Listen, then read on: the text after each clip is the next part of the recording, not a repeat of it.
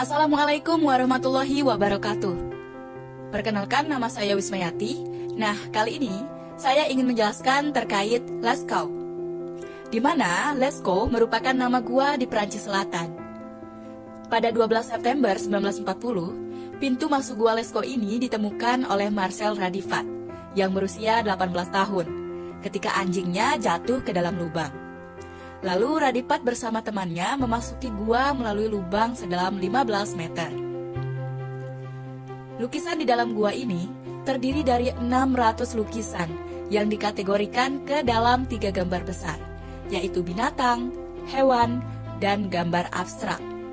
Sebagian besar gambar utama dicat dengan warna merah, kuning, hitam dari pigmen mineral, termasuk senyawa besi seperti oker, hematit, dan guetit, serta pigmen yang mengandung mangan dan juga arang.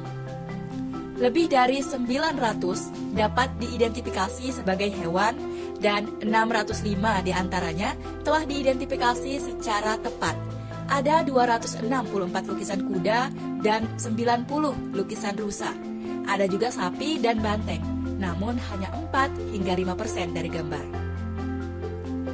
Bagian gua yang paling terkenal adalah The Hall of Bulls, di mana banteng, kuda, airok, rusa jantan, dan satu-satunya beruang di gua ini digambarkan.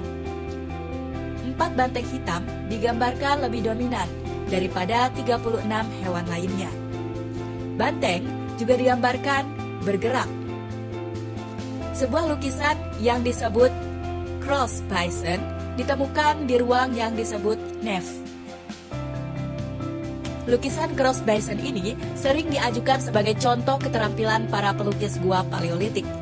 Kaki belakang yang disilangkan menciptakan ilusi bahwa satu kaki lebih dekat dengan penonton daripada yang lain.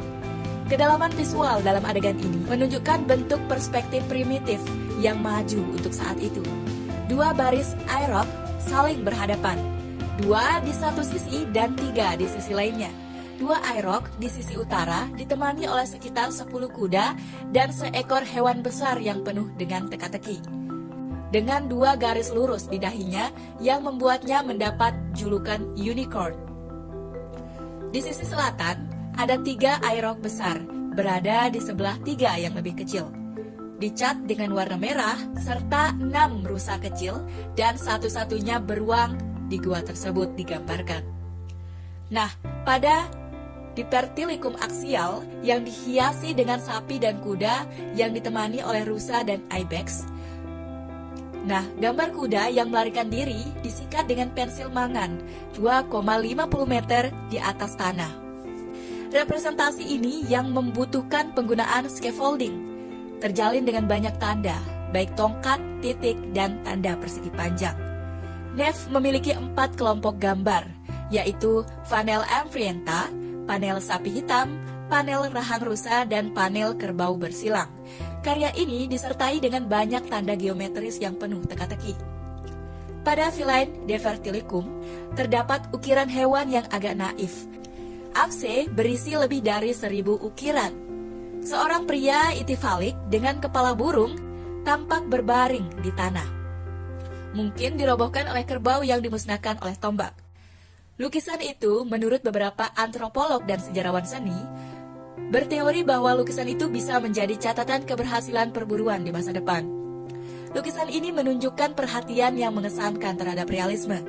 Binatangnya tampak nyata dengan penggunaan modeling atau shading. Garis konturnya energik, bahkan terkadang pore shortening atau menerapkan perspektif. Selain hewan, ada juga motif abstrak dan abstraksi figur manusia yang menunjukkan kurangnya perhatian terhadap realisme. Nah, untuk tujuan dibuatnya lukisan ini masih belum diketahui. Namun, ada beberapa teori yang mengatakan bahwa tujuannya yaitu untuk kepentingan ritual atau untuk hal magis. Ada juga yang mengatakan untuk informasi maupun untuk komunikasi. Gua ini dibuka untuk umum pada 14 Juli 1948. Namun karbon dioksida, panas dan kelembapan dan kontaminan lainnya yang dihasilkan oleh 1.200 pengunjung per hari membuat lukisan ini rusak. Saat kondisi udara memburuk, jamur dan lumut kerak semakin banyak memenuhi dinding. Akibatnya, gua ini ditutup untuk umum pada tahun 1963. Namun, dibangun sebuah replika yang dijadikan sebagai pengganti lukisan Lascaux.